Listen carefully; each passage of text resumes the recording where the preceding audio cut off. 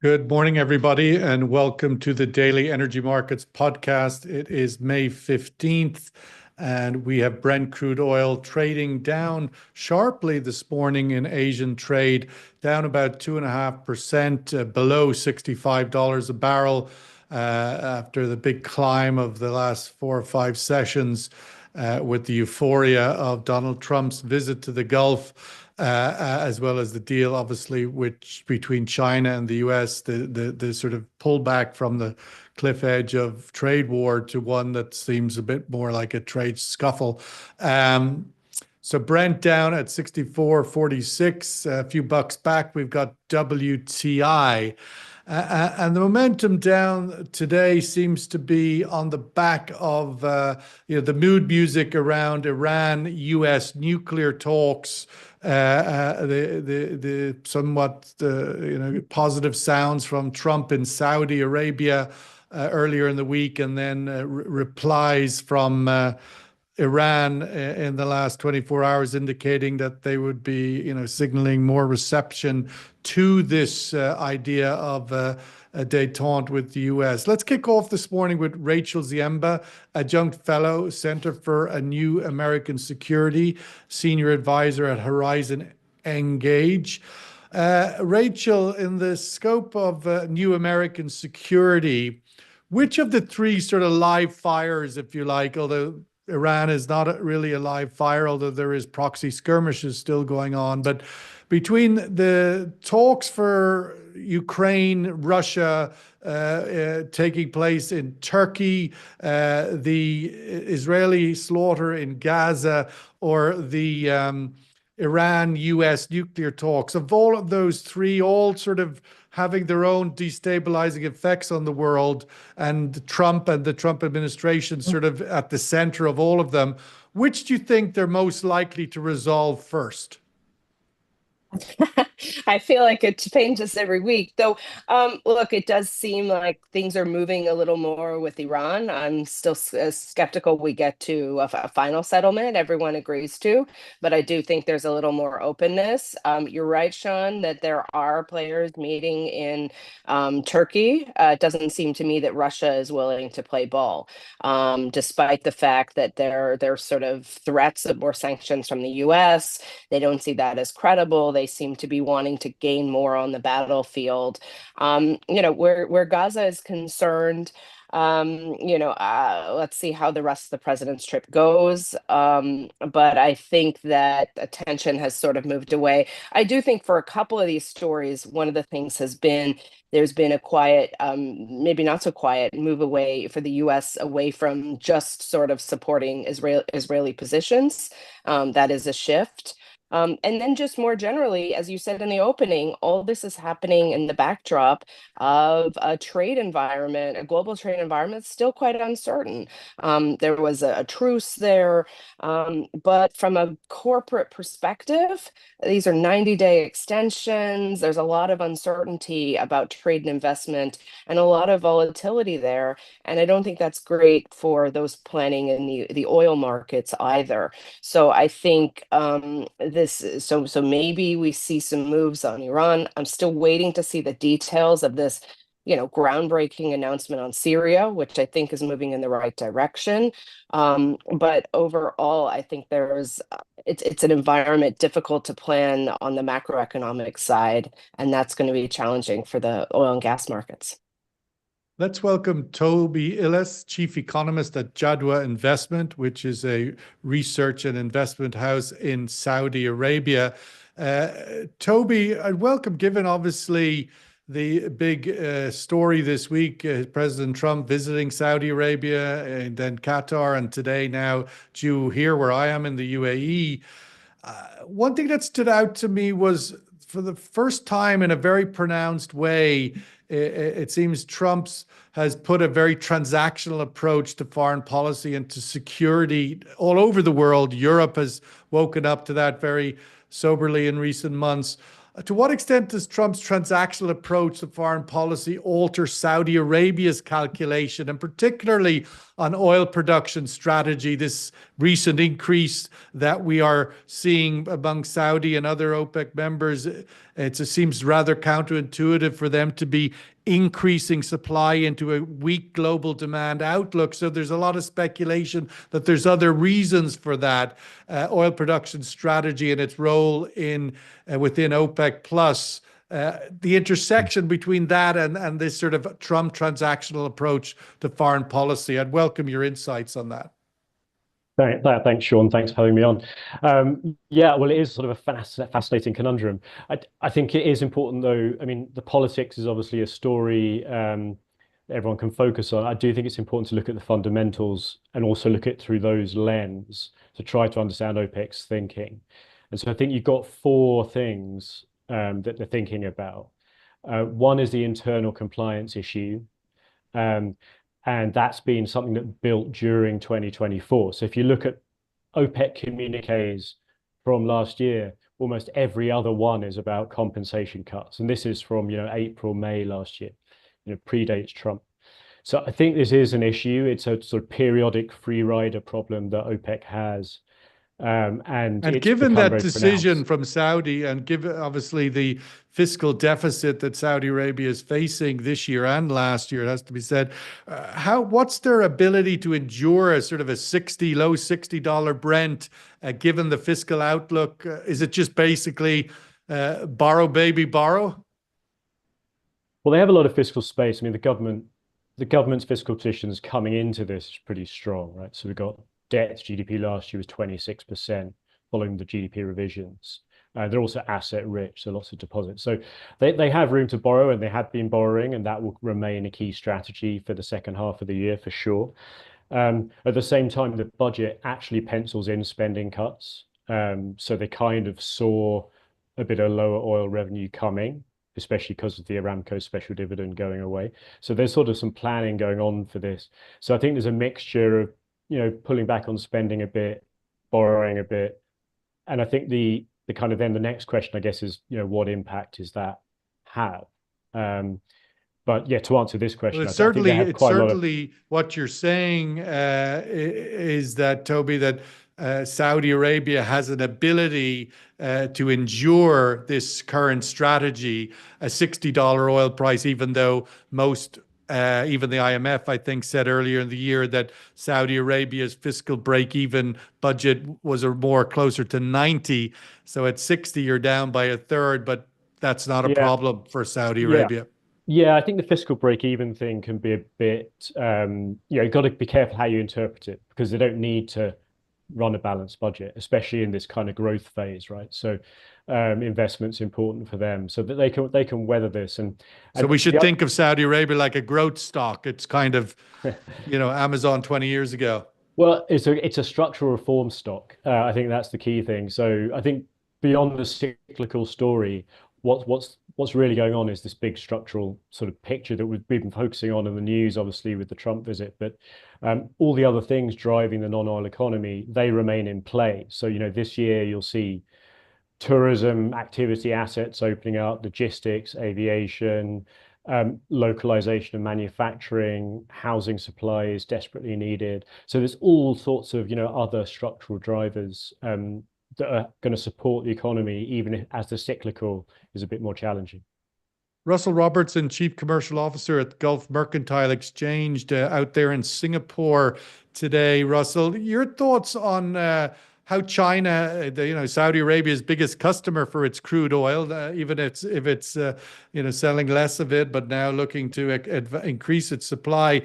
How do we interpret China coming out of this trade war, this trade agreement with America? It didn't only last a month. Most analysis seems to be they won this round. Your thoughts on where China goes from here through the rest of the year, now that the sort of tariff stress is at least not red hot boiling? I think I quite liked your expression of scuffle rather than war, actually. So I'll stick to that mentality. I was quite surprised, not so much that the tariffs were removed, but the impact on the oil market and what we saw. I expected to see a bit more of a rally than what we did. So we got in the Middle East, we got up to like mid 66s.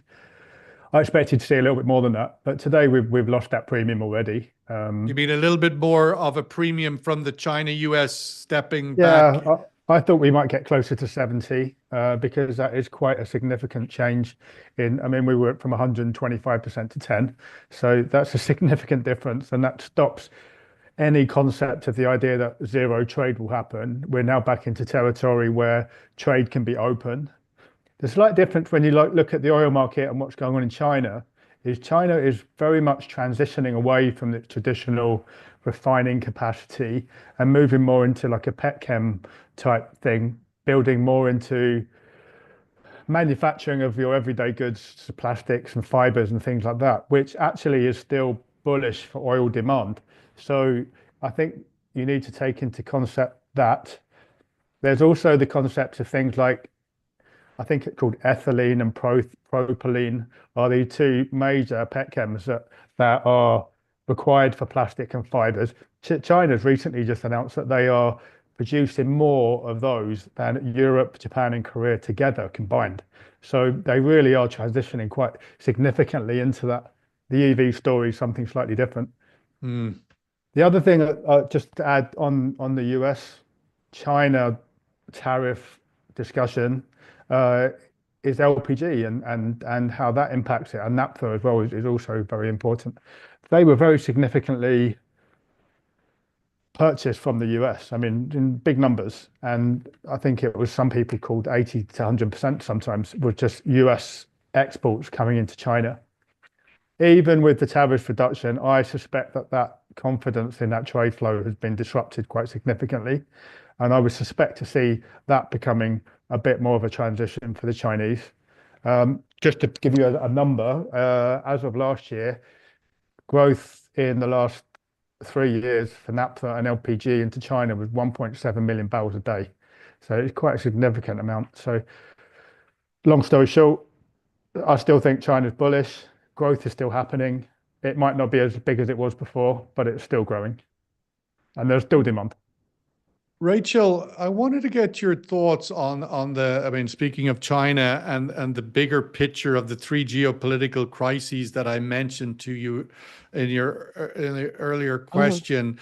My thoughts is that the dots connecting them all is really where the solution might be, and that Trump should be talking to Xi Jinping about Ukraine, not to Putin. That Putin is now at this stage simply, he answers to China, and that he cannot make a deal in Europe without China's approval, and that China is happy to see the West a little bit destabilized by the continuation of Ukraine, and so consequently not really supportive of a resolution there. Your thoughts on that thesis, or if you have another one that connects all of those dots into a slightly more up, 10,000 foot view rather than let's meet in Turkey with a few junior officials. Yeah, so I think you're right that China is part of any lasting solution, and that China is at the core of a lot of these, sort of issues that we're talking about. And we can put it another way, in a sense, the US-China competition, maybe I go a little more than scuffle, or maybe there's a lot of scuffles. But we are still really seeing strategic competition. The U.S. looking to have China less involved in global supply chains, including critical minerals, despite the dependencies that we were just talking about, and LPG is a good one. So I don't think that Xi Jinping calls all the shots with Putin, but Xi Jinping could put more pressure, could stop supplying, could stop investing. So I think we're working up to that. I think part of the thing we're seeing right now is that China likes to work up to leader level debates and discussions. Trump likes to start at the top and have a close coterie of people sort of quite close to him. We see Witkoff engaged in negotiating in almost all the three conflicts that you mentioned, actually all three of them. We see Scott Bessent going around the world negotiating with, probably not 200 countries, but, sort of. Scott Bessent seems to be the cleanup act, the milk is spilled, yes. Call Scott. Yeah, exactly. And, and a lot of milk needed to be spilled from a sort of U.S. business worry, and completely right that the risk was like a sudden stop of trade, and we have pulled back from that. So I do think China's part of that element. It's notable to me that both in the conversations between the U.S. and China, so to speak, and between the US and Russia, the goal is not just to solve specific issues. The goal is to sort of coordinate on global issues. So I think just like people that sort of make an argument that, you really just need to get to Iran and then they'll control the Houthis. I don't think that China completely controls Russia, but at the end of the day, they are the major sort of buyer, and China is the major buyer in a variety of conflicts that the US is dealing with. We've talked a lot about the Middle East and Russia, but we're also seeing tensions and new violence and pressure on Venezuela, and more barrels probably coming offline there because of the sanctions that are going into place, despite the fact that those barrels were benefiting the United States. So China at the core, and we maybe will see a workup to a Trump Xi sort of sit down. But I do think Russia still has some agency domestically and the like. So this could play on. China very concerned about any bandwagoning attempts, the U.S. trying to impose new rules, getting Europeans, getting others to set high tariffs against China. And I do think will continue to see them trying to not divide and conquer, but to take advantage of some of this volatility and Well, turmoil. there's been a certain part of the narrative here this week, the idea that a bit like the Huawei thing of recent years, you have to choose. You can't have Huawei and U.S. technology, and we saw famously a few years ago the British government refusing the license for Huawei. This sort of choose thing. Let's go to Toby and get your thoughts, Toby, on the point there that was raised on the recovery of the oil price, the oil market, from the de-escalation between China and the US, from a trade war, you could say, to a trade scuffle now. The recovery, Russell is indicating, isn't so great. He was expecting more. Your thoughts on the de-escalation, what it means for the oil market? Is there still upward momentum to be gained from that?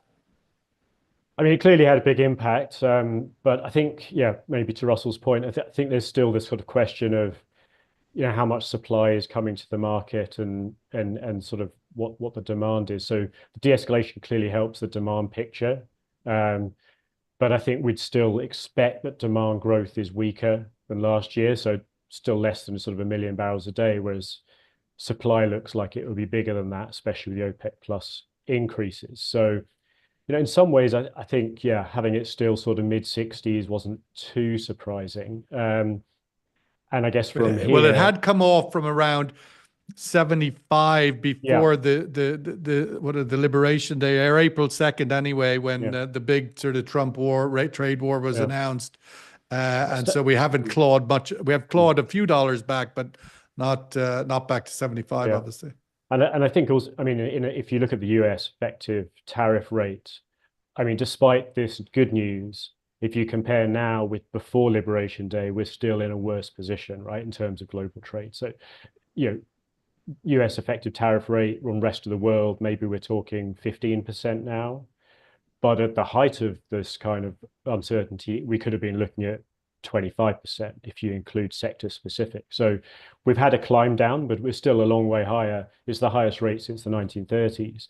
So this is still a significant question mark about what impact this is going to have. And I think when you couple that with some of the structural things going on in China, transitioning away from, I think Russell's point is really good. You've got a mixed picture, right? Moving away from some areas of oil demand and into others more. So it's kind of hard to assess. But I think the market's still kind of building in this weaker oil demand this year than we would have had before. And so that kind of... And Russell, just taking that, Russell, the idea of where, China's import numbers remained rather strong through the first few months of the year.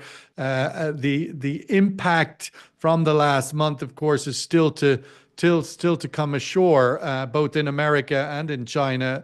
The follow through, the inflation, the supply chain disruption. But one of the things that has been happening for a while, and I wanted to get your thoughts on what this means for it as well, is that we've seen the other parts of Asia emerge as manufacturing centers out of COVID, Vietnam, Indonesia, Cambodia, alternatives, India now taking up some of the Apple iPhone production. What effect do you think this has on impacting that trend that's already been underway a while? Will it accelerate it, or will this deal with China, US sort of start to reverse that? What are your thoughts? I think it's not a secret and something we've talked a lot about. I'm obviously quite bearish. Bearish. I'm bullish, very bullish on Asia generally. A lot of the bigger GDP stories are coming from this region. Secondly, to the Middle East, particularly Saudi, is obviously showing some good forecasts this year. But I don't have any particular stats, but it's again, it gets very complicated because if Vietnam's a really great example. If you look at the growth in Vietnam, it's bigger than anywhere else globally, I think, at the moment. The numbers are extreme. Yet you're seeing Trump hitting them with quite significant tariffs. Well, there's a lot of redirection trade through there, rebranding and so on. So I go back to looking at what we're looking at today, and to Toby's point, is we actually need to look at the bigger picture. And I think what a lot of people getting distracted about is this very volatile market that's happening in the short term, which is this move up and down that we're seeing in we've almost had a $10 range in crude in the last few weeks, and it's moving sharply on news. But actually, if you look at the overall movement, we're looking at more of a downward trend amongst the noise. And I think it's just hard for people to manage to stay in the trade at the moment. So we are seeing the market getting a bit thinner. So where does that go? Thinner as in less liquidity, less trade volumes. Yeah. So when news comes out, the moves tend to be a bit sharper, and that is making it harder for people to hold positions. But there's been reports of a big push into the long position from funds and investment funds. Is that? Well, again, this is, you start thinking about the bigger picture, lesser than the short-term volatility. Right.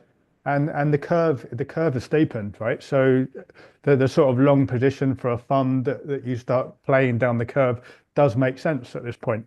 It's an unusual position for our curve to be in that way. So it does again depend on the supply and demand fundamentals, and ultimately are willing people to play the interest rate play and the inventory buildups that go alongside that. It did seem we were moving stronger towards a contango structure, away from where backwardation has been blocked in for the last few years. Sure. Is that contango momentum still underway?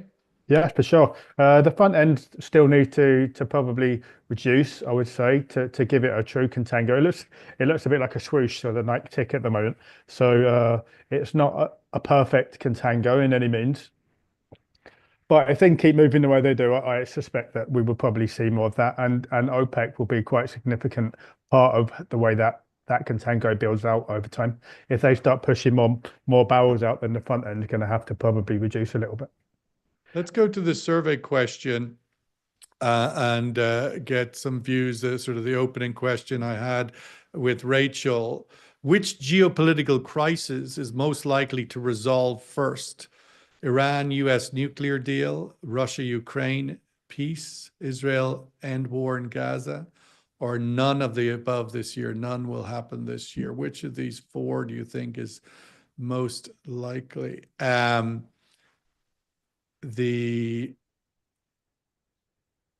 become a difficult question after the sort of enthusiasm of only a few weeks ago. Rachel, I wanted to get your thoughts in all of this. Of course, we do watch closely where OPEC Plus goes in their parallel universe. They did sort of parachute sort of firmly into the cloudy fog of the Liberation Day and announced their accelerated supply increases for whatever multiple reasons they chose to do that. Again, I welcome your thoughts as to what you think is their predominant North Star as to why they did it, and then maybe have some answer as to when they might stop pumping more oil into a weak demand environment. Yeah, so I think Toby laid it out well a few minutes ago, highlighting the several drivers. I think one of the other ones is, maybe they believe that the tariff, the tariff risks would be temporary. I tend to think there is more lasting effect there. We haven't talked much about U.S. production today. We often do, but sort of lingering there in the backdrop. I think one of the factors was, sort of not only trying to get the over producers, sort of on board, but also take advantage of a time, perhaps getting back a little more market share against these more price sensitive producers. U.S. production, I do think, will fall. How much is the question. I'm not saying, there's a lot of alignment, realignments going on there. So I do think they're looking to Asia. They're looking to see that demand.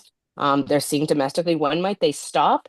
I think we'll probably see some sort of paring back, sort of later in the summer, definitely sort of into the fall. I think they're waiting to see how much sort of driving and air conditioning power demand and just sort of petrochemical demand, manifests. But for right now, I think, especially ahead of Trump's visit to the Middle East, and all these different things going on, I think, is a bold decision to add that sort of supply in. But I think really, they're going also for this goal of hope to supply something a little bit cheaper and hope the demand picks up as a result. Toby, just picking up on that again, I mean, from the point of view of Saudi oil production and revenue intersecting with fiscal, how long do you think this strategy lasts, given the reason for it? I mean, quite often it's published the reason for it is to create discipline again within the OPEC Plus group. But do you see this following through? We're basically now getting up to close to 50% of the 2.2 million barrel a day cuts are going to be back by the end of June. Then that leaves another million or plus 1 million plus barrels to still bring back. Do you expect them to continue down this path through the third quarter? I think they might pare it back a bit, as Rachel was saying. I can imagine them carrying on with this accelerated strategy just in the near term. I mean, I think they feel like, this is the season to do it, and we've started now. So, maybe carry on a bit. But I think as we go later on in the year, I mean, they'll be able to see how things are going, right? But I would have thought there might be some more softness in the price coming through, and then they might sort of pare things back a bit in Q3. As for the budget, I mean, I think. But why would they pare it back? If you said they're happy, they can borrow money, they've lots of fiscal strength. Yeah, I suppose it's just a sort of you can calibrate these things, and yeah, they probably don't want to get in a position where, I think one of the key things they look at is inventories, right? So I don't think they want to see inventories build massively. So I think that if they start seeing that happening, then they might sort of pare it back. And we did see earlier in the year, there was already very strong announcements and further indications that Saudi was pulling back from some of its 2030 giga projects, the $100 billion of billions of dollars of NEOM and such projects, that there was already a withdrawal from those massive commitments. Yeah, I mean, I think there's sort of a reprioritization going on, and that exercise has predated this oil price sort of move, right? So it's been a kind of broader exercise that they've been doing for a while, which makes sense, right? I mean, you kind of reassess what your investments are as you go. But yeah, I mean, in terms of their oil price strategy, I think the fiscal position leaves it open to them. If they want to keep pressing, they can. But I just think they might choose a sort of calibrated approach later in the year if that sort of demand picture starts weakening. Russell, your thoughts and final last word with you on that as we get the survey question result. The idea of obviously OPEC Plus is due to meet its annual, or its every 2-year actual conference in Vienna in early July, where everybody will be sort of having coffee together in the corridors. And here we have Iran nuclear deal as the most likely to happen first, and Russia and Ukraine a little bit after, but equally none happening this year. But where do you think the OPEC Plus momentum here is, Russell, in terms of this? Obviously, the OPEC 8 which are in this current cuts. It's not the OPEC plus 22 or whatever the total number of countries is now. Do you think they continue, or with this big OPEC plus conference coming in July, that they may want to put this away before they have to see each other? They're not going to make any sudden changes. I think the news and the way they've been speaking to the market has been quite consistent.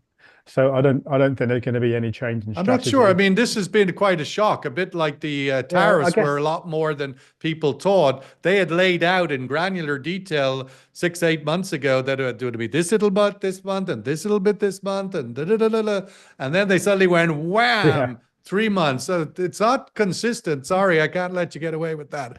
It was a shock and a surprise. And it was, but they didn't. They never hid away from the fact that they were bringing more to the market. I think they probably were a little bit more aggressive than we expected, but we all knew that more flow was coming. To Toby's point, I think that the only thing that might impact this is contango markets are not great for oil producers, and inventories are building. I think China last year had some of the biggest inventory numbers they've had in a long time. So even when we saw oil get to the below 60, there wasn't a huge number of physical players who came in and just started lifting cheap oil. The Chinese certainly didn't. So between China, we saw India maybe a little bit. So again, you've got to wait for Russia, Ukraine issues maybe to change a little bit there. But all of these stories all go back to confidence in the trade flow. And I don't think anyone has got any particular confidence anymore in any particular traditional flow of oil, and they're all going to be looking at ways that they can strengthen their own energy demand and security going forward. So OPEC's going to have to play into that. Yeah, it'll be interesting to see how this all, when we have Trump and his last day of his visit to the Gulf and that sort of big noisy politics goes away, and we get into the second half of this 90-day pause on reciprocal tariffs that is all a pause, and the uncertainty of it is still present, and the Fed has to consider all those things, and everybody has to consider them, that this is a pause. There's still a fight. This is the sort of doldrums, and the wind isn't blowing in the middle of this 90 days, but it could start blowing hard again. So many things to play with there, but right now, thank you, Russell Robertson in Singapore, Rachel Ziemba and Tobias in Saudi, for your insights today. Rachel in the US. I don't know, where are you today, Rachel? New York or? I'm in Spain. Oh, you're in Spain. Sorry. New York, Spain. Yes. Well, that's a lovely place to be. All the best. Have a great good place weekend. To talk about energy security, right? Absolutely. So, yeah. The power's back on. So yeah, that's good. Yeah. That is good. That was a real, we still haven't really got a decent explanation on that. So we'll wait for some deep dive report. That's, I think, a story beneath the story there. But all the best. Have a great rest of the week. Thank you for your time. Much. Cheers, Bye-bye. guys. Bye-bye. Bye-bye. Thanks, everyone.